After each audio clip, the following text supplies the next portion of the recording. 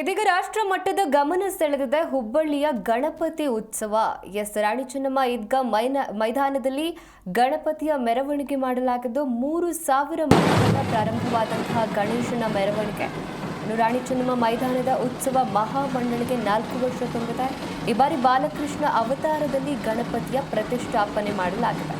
ಗಣಪತಿ ಪ್ರತಿಷ್ಠಾಪನೆ ಮಾಡ್ತಾ ಇದ್ದು ಹಲವು ಗಣ್ಯರು ಕೂಡ ಭಾಗಿಯಾಗಿದ್ದಾರೆ. ಹುಬ್ಬಳ್ಳಿಯ ಮೈದಾನದಲ್ಲಿ ಗಣಪತಿ ಮೆರವಣಿಗೆ ಆರಂಭವಾಗಿದ್ದು ಇಡೀ ರಾಷ್ಟ್ರ ಮಟ್ಟದ ಗಮನ ಸೆಳೆದಿದೆ ಹುಬ್ಬಳ್ಳಿಯ ರಾಣಿ ಚೆನ್ನಮ್ಮ ಈದ್ಗಾ ಮೈದಾನ. ಮತ್ತೆ ಗಣಪತಿ ಪ್ರತಿಷ್ಠಾಪನೆ ಸಲುವಾಗಿ 3,000 ಮಠದಿಂದ ಗಣಪತಿ ಮೆರವಣಿಗೆ ಆರಂಭವಾಗಿದೆ. ರಾಣಿ ಚೆನ್ನಮ್ಮ ಮೈದಾನ ಗಜಾನನ ಉತ್ಸವ ಮಹಾಮಂಡಳಿಯ 4ನೇ ವರ್ಷಕ್ಕೆ ಇದೀಗ ಕಾಲಿಟ್ಟಿರುವಂಥದ್ದು.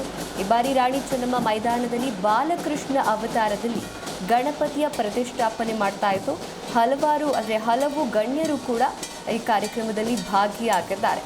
ರಾಷ್ಟ್ರ ಮಟ್ಟದಲ್ಲಿ ಗಮನ ಸೆಳೀತಾ ಇದೆ ಹುಬ್ಬಳ್ಳಿ ಗಣಪತಿಯ ಉತ್ಸವ. ರಾಣಿ ಚೆನ್ನಮ್ಮ ಮೈದಾನದ ಉತ್ಸವ ಮಹಾಮಂಡಳಿಗೆ ಇದೀಗ 4ನೇ ವರ್ಷ. ಈ ಬಾರಿ ಬಾಲಕೃಷ್ಣ ಅವತಾರದಲ್ಲಿ ಗಣಪತಿಯನ್ನ ಪ್ರತಿಷ್ಠಾಪನೆ ಮಾಡಲಾಗಿತ್ತು.